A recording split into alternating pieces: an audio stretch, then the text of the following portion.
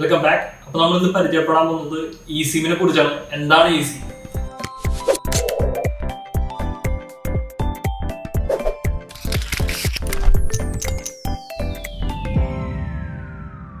eSIM എന്ന് പറയുന്നത് embedded സിമ്മിനെയാണ് eSIM എന്ന് പറയുന്നത്. നോർമൽ സിമ്മിന് മൈക്രോ സിമ്മായി, നാനോ സിമ്മായി, അപ്പോൾ അങ്ങനെ സിം ചെറുതായി വന്നുകൊണ്ടിരിക്കുകയായിരുന്നു. അപ്പോൾ അതിനുശേഷം ഇപ്പോൾ eSIM ആണ് ഇപ്പോൾ പുതിയതായിട്ട് വന്നിരിക്കുന്നത്. പുതിയതെന്ന് പറയാൻ പറ്റില്ല, കാരണം ആപ്പിൾ പോലുള്ള കമ്പനീസ് അവരുടെ ഡിവൈസുകളിൽ ഒരു 2 വർഷമായിട്ട് eSIM പ്രൊവൈഡ് ചെയ്യുന്നുണ്ട്.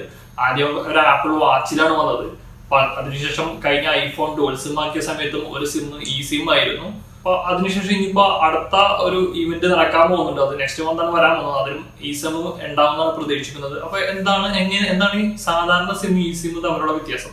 eSIM എന്ന് പറയുന്നത് ഒരു ഫിസിക്കൽ സിം അല്ല, ഇതൊരു സോഫ്റ്റ്വെയർ ബേസ്ഡ് സിം ടെക്നോളജിയാണ്. അതായത് നമുക്ക് ഫിസിക്കലായിട്ട് നമുക്കൊരു ഹാർഡ്വെയർ ഒന്നും നമുക്ക് ഇത് ലഭിക്കില്ല. നമ്മുടെ മൊബൈൽ ഫോണിൽ ഒരു IC ഉണ്ട്.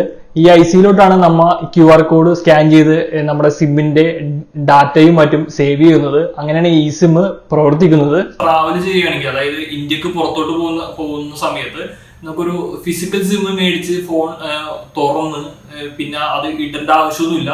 ഇത് ജസ്റ്റ് ഒരു QR കോഡ് സ്കാൻ ചെയ്ത് കഴിഞ്ഞാൽ നമുക്ക് വളരെ എളുപ്പത്തിൽ തന്നെ നമുക്ക് സ്വിച്ച് ചെയ്യാൻ സാധിക്കും. അതാണ് ഒരു eSIM-ന്റെ ഒരു പ്രധാന ഒരു ഗുണമായിട്ട് എനിക്ക് തോന്നിയത്. eSIM എന്ന് പറയുന്നത് ഒരു ഫിസിക്കൽ സിം അല്ലാത്തത് കൊണ്ട് തന്നെ നമുക്ക് ഏറ്റവും വലിയ ഗുണം എന്ന് പറഞ്ഞാല്, ഇപ്പൊ മൊബൈൽ ഫോണൊക്കെ കളഞ്ഞു പോയി കഴിഞ്ഞാല്, സാധാരണ ഒരാള് മൊബൈൽ ഫോൺ കളഞ്ഞു കിട്ടിക്കഴിഞ്ഞാല് ആദ്യം സിം കാർഡ് ഒരു കളയുകയാണ് ചെയ്യാറ്. അപ്പൊ eSIM ഉള്ള ഡിവൈസുകളിൽ ഈ ഒരു രീതി നടക്കില്ല. അപ്പോ കിട്ടിയ ഫോൺ തിരിച്ചു കൊടുക്കാന്നല്ലാതെ അയാൾക്ക് അതുകൊണ്ട് ഇപ്പൊ പ്രത്യേകിച്ച് പെട്ടെന്നൊന്നും ചെയ്യാൻ കഴിയില്ല.